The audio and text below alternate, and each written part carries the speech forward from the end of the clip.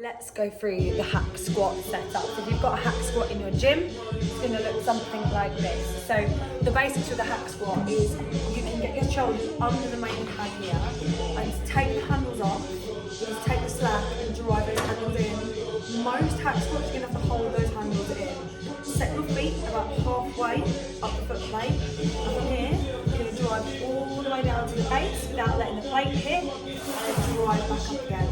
Really important thing here is keeping your arse and your shoulders pushing into the pad. So push away with your heels.